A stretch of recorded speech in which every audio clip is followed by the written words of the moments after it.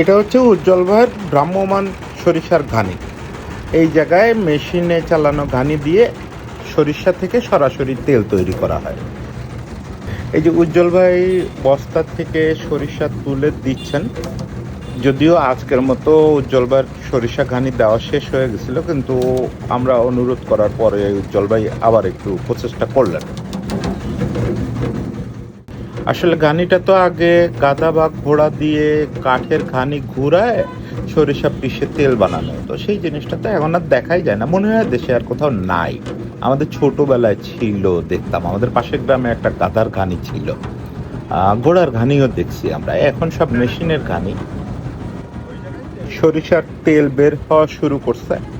এই তেলটা হচ্ছে উজ্জ্বল ভাই ই করবেন, আস্তে আস্তে সংগ্রহ করে এটা বোতলে ভরবেন। তবে উজ্জ্বল ভাইয়ের এটার বিশেষত্ব হচ্ছে মেশিনের ঘানিটা তো এখন মিল থাকে, মিলে সবাই সরিষা নিয়ে যায়, ওইখানে সরিষা ভাঙায় তেল বানায়। আর এমনিতে তো কোম্পানিতে মেশিনে করাই হয়, কিন্তু উজ্জ্বল ভাইয়ের এটা হচ্ছে ভ্রাম্যমান একটা সিস্টেম, একটা পাওয়ার টিলার দিয়ে চলে। এটা উজ্জ্বল ভাই সপ্তাহে এক এক দিন ঢাকা শহরের এক এক জায়গায় এটা নিয়ে বসেন, বসে ওই মানুষের সামনেই তেল বানায় বিক্রি করেন, লাইভ বেকারির মতো একটা লাইভ গানি সিস্টেম।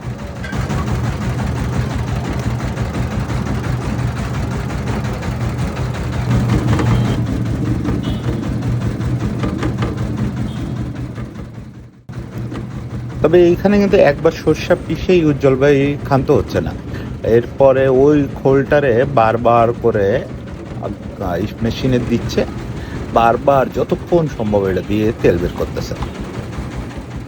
গানি থেকে যে খোলটা বের হচ্ছে, খোলটা বিক্রি হবে, খোলটা 50 টাকা করে কেজি। এটা লোকজন নিচ্ছে ঢাকাতে মূলত ওই যে গাছের গোড়ায় দেওয়ার জন্য, ছাদে যারা বাগান টাগান করে তাদের টবে দেওয়ার জন্য, ওতে নাকি গাছের উপকার হয়। আর এমনি খোলের সারা দেশে খুব চাহিদা আছে, মাছটা খাওয়ায়, গরুরে খাওয়ায়, গরুর তো অন্যতম বড় একটা খাবার হচ্ছে খোল। কাস্টমার ভালোই হচ্ছে, সকালের থেকে মনে হয় লিটার 50 বিক্রি করে ফেলছে আজান দেওয়া পর্যন্ত।